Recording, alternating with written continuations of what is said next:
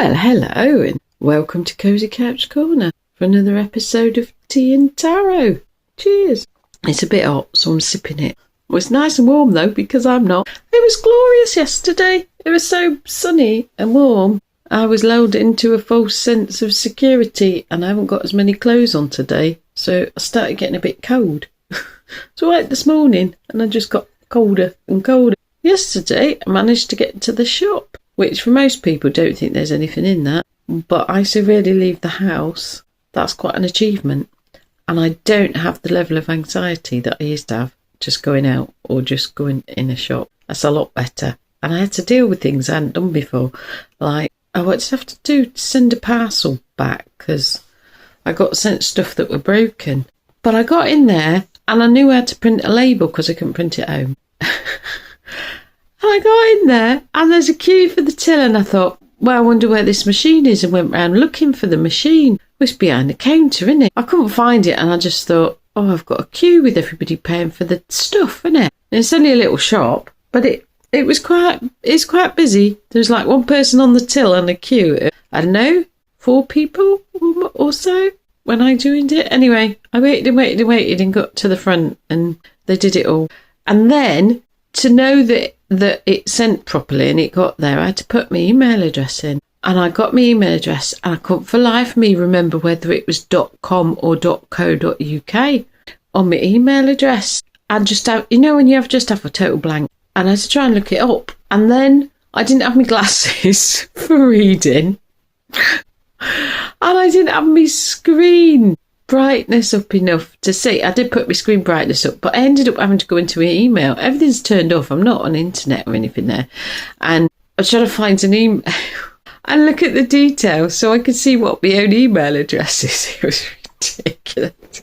I will remember now. I'm telling myself I will remember what the ending is and not have to stand there. Well, there's still a queue of people and only one guy on the till. They did send somebody else out to do the other till, but otherwise it was me holding up someone on the till because I couldn't. And I had to type everything in. I had to type my name. I don't think I had to type my address. I had to type my email address.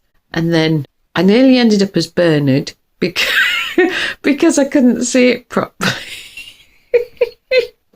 And my name's not Bernard. Yeah, so that took a while. And then you had to print out the label and everything.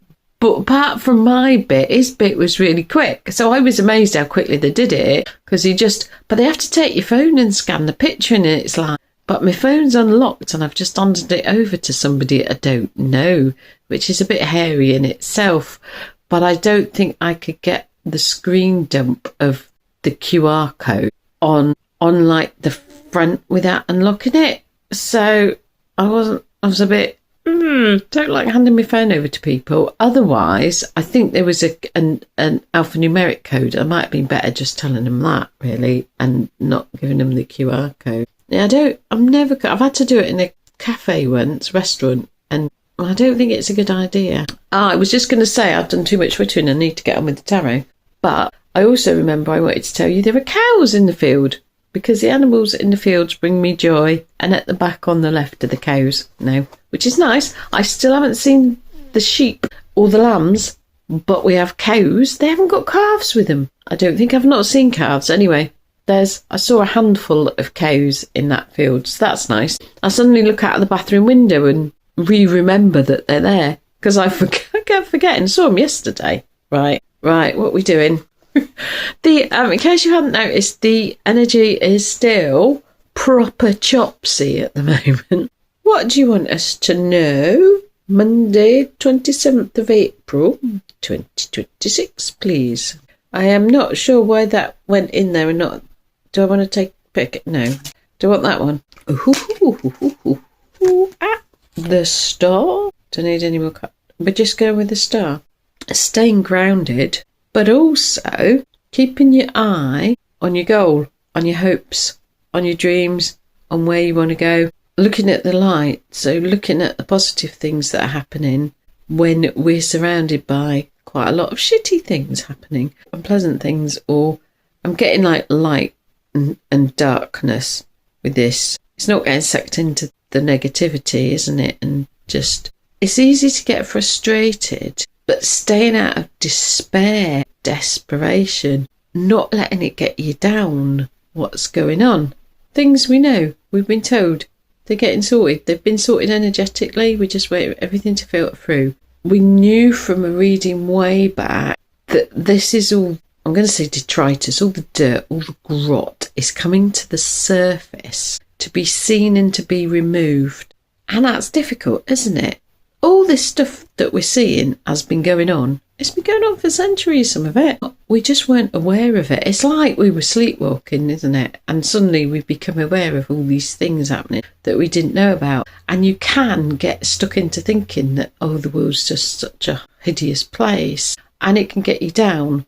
But it's remembering that all this stuff is coming into the light. It's coming into people's awarenesses so that as a society, as humanity, we can clear it out the way. And we're not on our own doing that, because spirit has already cleared a load of stuff energetically, like we said. It's already sorted everything out, and we just wait for it to filter through.